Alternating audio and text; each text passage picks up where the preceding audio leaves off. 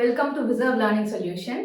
இன்னைக்கு வந்து ஆப்ஷனல் சப்ஜெக்ட்ல ஜுவாலஜி ஏன் எடுக்கணும், ஜுவாலஜியோடைய பேக்ரவுண்ட் எல்லாம் பார்க்க போறோம். அதுக்கு முன்னாடி நான் வந்து சத்யபிரியா, இப்போ கரண்டா மெட்ராஸ் யூனிவர்சிட்டி அண்டர்ல PhD பண்ணிக்கிட்டு இருக்கேன். இதுக்கு முன்னாடி CSIR UGC நெட் கிளியர் பண்ணியிருக்கேன் for lectureship with all India ranking 103. Zoology as a optional subject எதுக்காக எடுக்கணும் ஃபர்ஸ்ட் அப்படின்னா, ஜுவாலஜி ஆப்ஷனல் சப்ஜெக்டா நிறைய ரொம்ப கம்மியான பேர் தான் எடுத்திருப்பாங்க.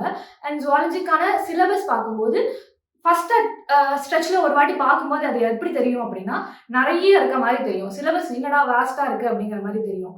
ஆனா நீங்க வந்து அதை இன்னொரு வாட்டி பார்த்தீங்க அப்படின்னா என்ன அண்டர்ஸ்டாண்ட் பண்ணிக்கலாம் அப்படின்னா, சிலபஸ் ரொம்ப டீட்டெயிலா கொடுத்துருக்காங்க, which is actually a good point. ஏன் அப்படின்னா, ஒரு சிலபஸ்க்கு டைட்டில் கொடுத்துட்டு சப்டைட்டில் கொடுத்துட்டு அப்படியே விட்டுட்டாங்க அப்படின்னா அதுல என்ன படிக்கணும், அதுல இருந்து என்ன கேட்பாங்க அப்படின்னு உள்ள நம்மளே வந்து ரொம்ப அதிகமா படிச்சு டயத்தை வேஸ்ட் பண்றதுக்கான சான்சஸ் அதிகமா இருக்கும். ஆனா இந்த ஜுவாலஜி சிலபஸை பொறுத்த வரையில அவங்க கொடுத்துருக்கிறது ரொம்ப டீட்டெயில்டா கிளியரா இந்த டாபிக், அதுக்கு அடியில இந்த சப் டாபிக், அதுக்குள்ள நீங்க என்னென்னலாம் படிக்கணும் அப்படிங்கறது டீட்டெயில்டா கொடுத்துருக்காங்க. ஸோ தட் அதை மட்டும் நீங்க கான்சென்ட்ரேட் பண்ணி படிச்சாலே நிறைய ஸ்கோர் பண்ணலாம். ஜுவாலஜி எடுத்தா ஸ்கோர் பண்ணலாமா, பண்ண முடியுமா அப்படின்னா கண்டிப்பா பண்ண முடியும். ஏன் அப்படின்னா அதுக்கான காரணம் இப்பதான் நான் சொன்னேன். ஏன்னா டீட்டெயிலா இருக்கிறதுனால சிலபஸை கரெக்டா கவர் பண்ணாலே போதும். இன்னொரு முக்கியமான விஷயம் ஜுவாலஜியை பொறுத்த வரைக்கும் என்ன அப்படின்னா, diagrams are very important. So கொஸ்டினா கேட்பாங்க, அடிஷ்னலா நம்ம டயக்ராம் வரையணுமா அப்படிங்கிறது கிடையாது. கொஸ்டின்லயே டயக்ராமேட்டிக்கல் கொஸ்டின்ஸும் நிறைய கேட்டிருக்காங்க. ஒரு சில கொஸ்டின்ஸ்ல ப்ரீவியஸ் இயர்ல பேப்பர்ஸ்ல பார்க்கும்போது டயக்ராம் மட்டுமே வரைஞ்சு அதை டிஸ்கிரைப் பண்றது, டிஸ்கிரிப்ஷனையும் வேண்டாம், வெறும் டயக்ராம் மட்டும் டீடைலா போட்டாலே போதும் அப்படிங்கிற மாதிரி கொஸ்டின்ஸும் கேட்டிருக்காங்க.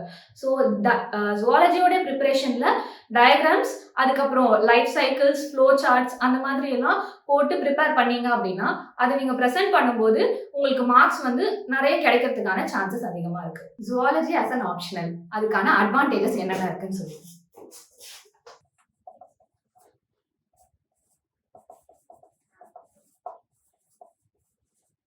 டீடைல் சிலபஸ் இப்பதான் கொஞ்ச நேரத்துக்கு முன்னாடி பார்த்திருந்தோம். ஸோ டீடைல்டா சிலபஸ் இருக்கிறதுனால அது நமக்கு ஹெல்ப்ஃபுல்லா தான் இருக்கும் கண்டிப்பா. கொஸ்டின்ஸ் ரொம்ப டைரக்டா இருக்கு. கொஸ்டின்ஸ்ல எந்த விதமான ட்விஸ்டோ இல்ல கொஸ்டின் வித்தியாசமா கேட்கறதோ ரொம்ப கம்மியான கொஸ்டின்ஸ் தான் அந்த மாதிரி கேட்டிருக்காங்களே தவிர, மற்றபடி எல்லா கொஸ்டின்ஸுமே வந்து சிலபஸ்ல என்ன டிஸ்கிரிப்ஷன் கொடுத்துருக்காங்களோ அதை அப்படியே தான் கேட்டிருக்காங்க. சிலபஸ்ல ஒருவேளை யூரினோஜெனிட்டல் ஸ்ட்ரக்சர்ஸ் கொடுத்துருந்தாங்கன்னா அது அப்படியே இருக்கு. சிலபஸ்ல செல் பயாலஜில இப்ப டிரான்ஸ்கிரிப்ஷன் கேட்டிருக்காங்கன்னா அது அப்படியே தான் இருக்கு. என்ன வந்து சிலபஸ்ல டிஸ்கிரைப் பண்ணிருக்காங்களோ அது அப்படியே தான் கொஸ்டினா கேட்டிருக்காங்க. லைஃப் சைக்கிள்ஸ் ஆகட்டும் அதெல்லாம். ஸோ சிலபஸ்ல என்ன கேட்டிருக்காங்களோ கொடுத்துருக்காங்களோ அது அப்படியே கொஸ்டினா கேட்டிருக்காங்க. அது வந்து நமக்கு இன்னுமே வந்து டைரக்டா இருக்கிறதுனால என்ன எழுதணுங்கிறத நம்ம சிலபஸ் படிக்கும் போதே ஈஸியா, ஓகே இது ஒரு கொஸ்டின் அந்த மாதிரி ப்ரிப்பேர் பண்ணிக்கிட்டு போனாலே ஈஸியா இருக்கும்.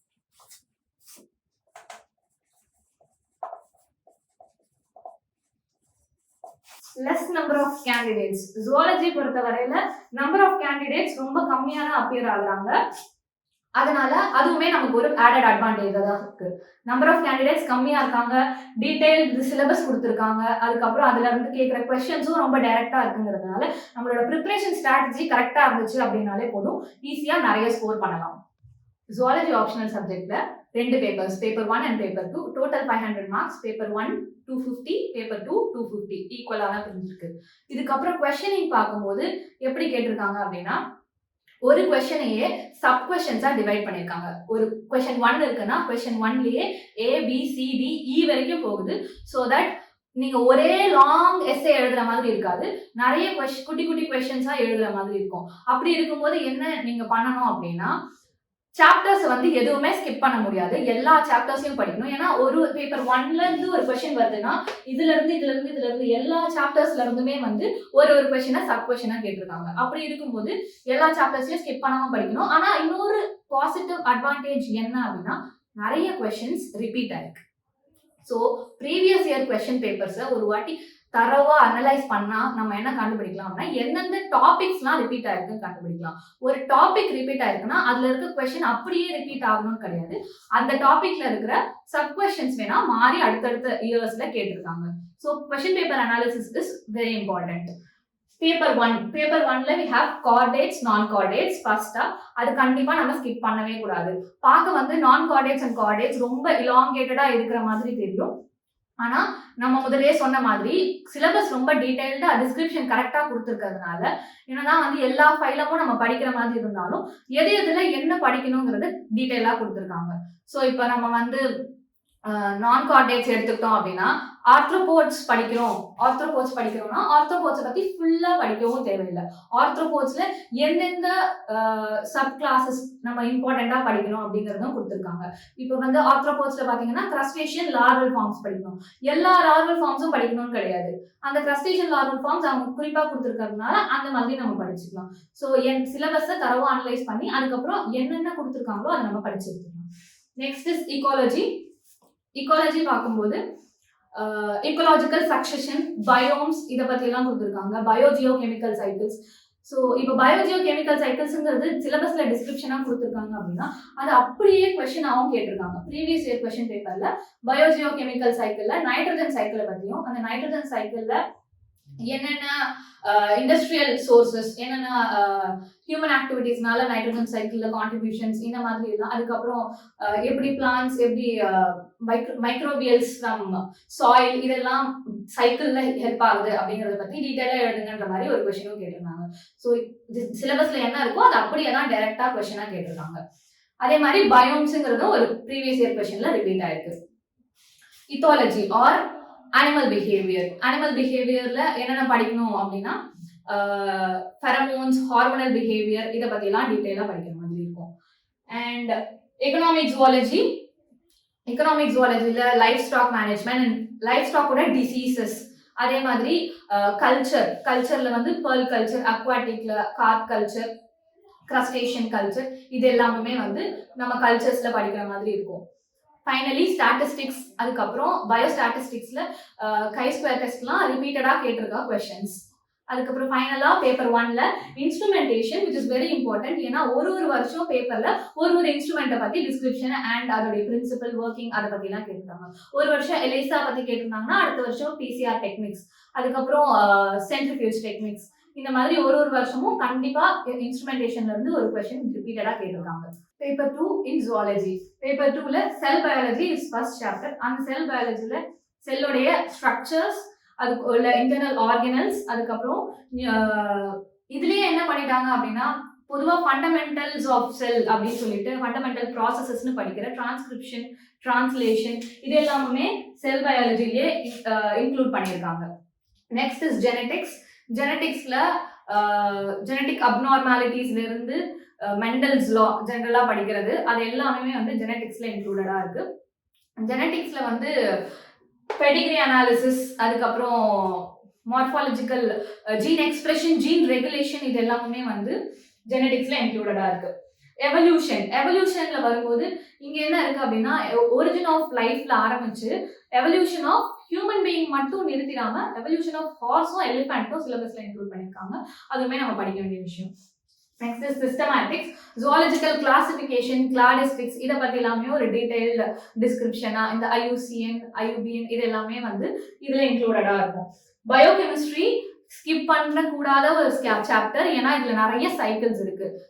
கிளைகாலிசிஸ், ரெப் சைக்கிள் இது எல்லாமே வந்து பயோகெமிஸ்ட்ரியில இன்க்ளூடடா இருக்கு. ஸோ சைக்கிள்ஸ் எல்லாமே இங்க படிப்போம். அது இல்லாம பயோகெமிஸ்ட்ரியில ஹார்மோன்ஸோடைய ஃபங்க்ஷனிங் அதை பத்தி எல்லாமே இருக்கு. பெப்டைட் ஹார்மோன்ஸ், ஸ்டீராய்டு ஹார்மோன்ஸ் அதோடைய ஃபங்க்ஷனிங், அது எப்படி எந்த மெக்கானிசம்ல ஆக்டிவேட் பண்ணுது இது எல்லாமே இருக்கு. ஸோ இந்த ஸ்டீராய்டு ஹார்மோன் ஆக்டிவேஷன் அண்ட் ஃபங்க்ஷனிங்கிறது சிலபஸ்ல இருக்கு. அது அப்படியே வந்து ப்ரீவியஸ் இயர் கொஸ்டின் பேப்பர்லயும் வந்திருக்கு. பிசியாலஜி பொறுத்த வரைக்கும் ஒன்லி இன் மேமல்ஸ். பிசியாலஜிங்கிறது நம்ம அனிமல் பிசியாலஜியா படிக்க தேவையில்ல. பிசியாலஜி இன் மேமல்ஸ் மட்டும் டீடைலா படிச்சா போதுங்கிறத சிலபஸ்லயே இன்க்ளூட் பண்ணிருக்காங்க. இதுல வந்து பிசியாலஜில everything is included. Where composition of பிளட்ல ஆரம்பிச்சு ஹீமோகுளோபினோட structure, digestive system, circulatory system, reproductive system, urinogenital systems, அதுக்கப்புறம் சென்சரியில வந்து விஷன், ஹியரிங், ஆல்ஃபாக்டரி இது எல்லாமே இன்க்ளூடடா இருக்கு. ஸோ இதுல யூரினோஜெனிட்டல் சிஸ்டம்ல இருந்து ஒரு கொஸ்டின் கேட்டிருந்தாங்க ப்ரீவியஸ் இயர்ல.